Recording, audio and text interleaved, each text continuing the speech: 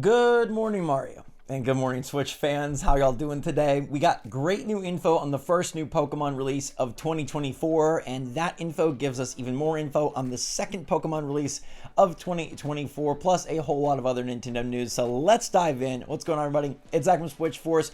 So close here in the holiday season. We're just right in the thick of it, and I'm enjoying the time so much. I hope you guys are all able to spend some time with friends and family as well as we move towards Christmas. We just moved past Hanukkah, we got Kwanzaa, we got New Year's, we got all sorts of great days, and I hope you're able to spend at least one of them, or hopefully multiple, with people you love and people that love you. Now, I love me some new Nintendo details. I love when we got exciting things to look forward to, and today we got quite a few of them. I'm going to kick it off with Luigi's Mansion 2 HD being rated for Nintendo Switch. You might think this is a minor thing, but remember, we do not have a date for Luigi's Mansion 2 HD on Switch. We just know that it's supposed to be summer 2024. And as we piece together the yearly puzzle of what games will release when, this ratings board confirmation does show that Luigi's Mansion 2 is ready to go and probably going to be early summer rather than late. Like, most likely this is going to be right there in the midst of the E3 season, and it feels like Nintendo is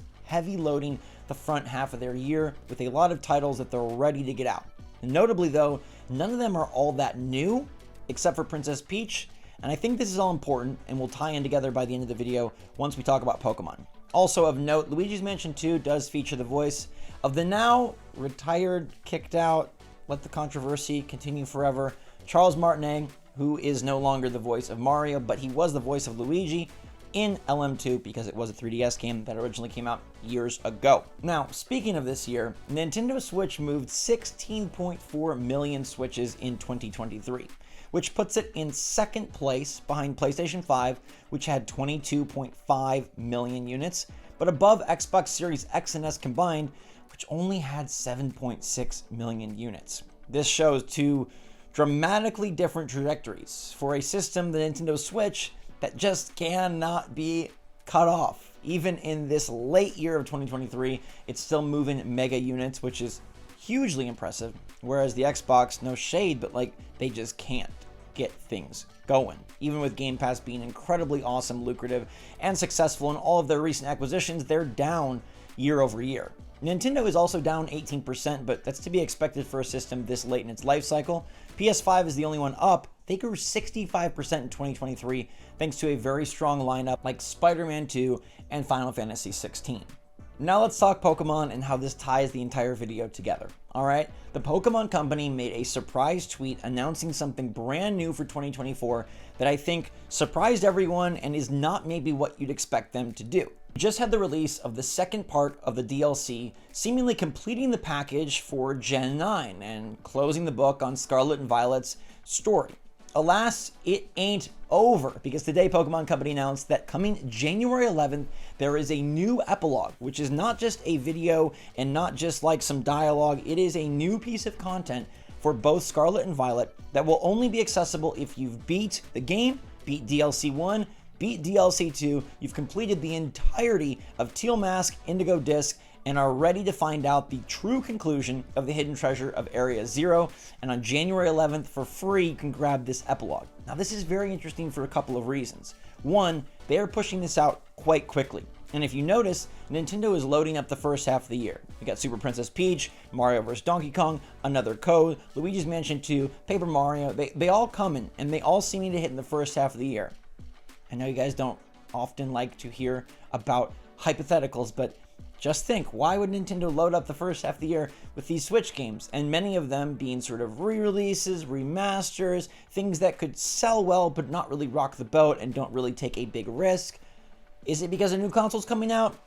The answer is yes, but it's okay if you disagree. There will be a new Switch in 2024, but that's not what this video is about. I do think it's fascinating that everything is coming to a head right there in the beginning. Like, why not give this some space? Why not give Pokemon's free epilogue, extra DLC, completing the whole story?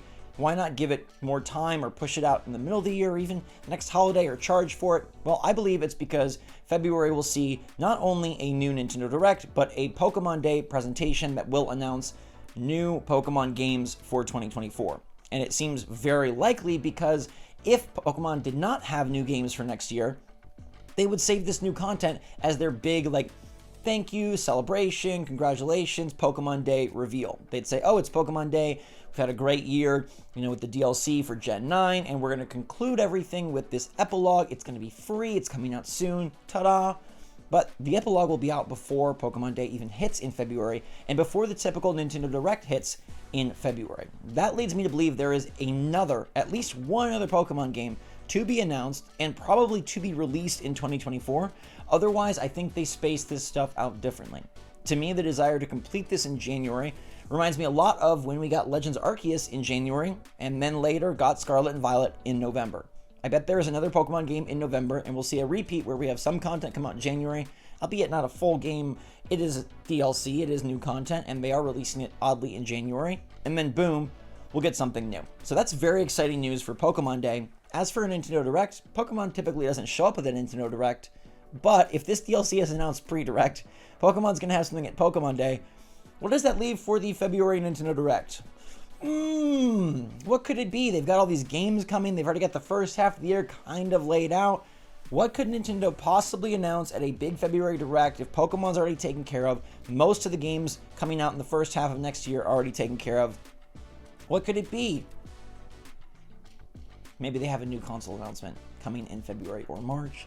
Maybe they have a Direct console announcement combo. Maybe the Direct isn't happening. It's just going to be a show that does reveal the next generation. Maybe they'll have a Direct and that show. I don't know specifically, but it does really seem to me like the February-March timeline is coming to fruition of like, hey, everything's lining up for them to unveil a new console around then. And also like, hey, Pokemon stuff continues to come, which is expected. Like we know Pokemon's always coming, but this is great. You're getting free DLC if you've been a participant in the expansion pass in January. And if you haven't, you can grab it now and still get ready by January 11th.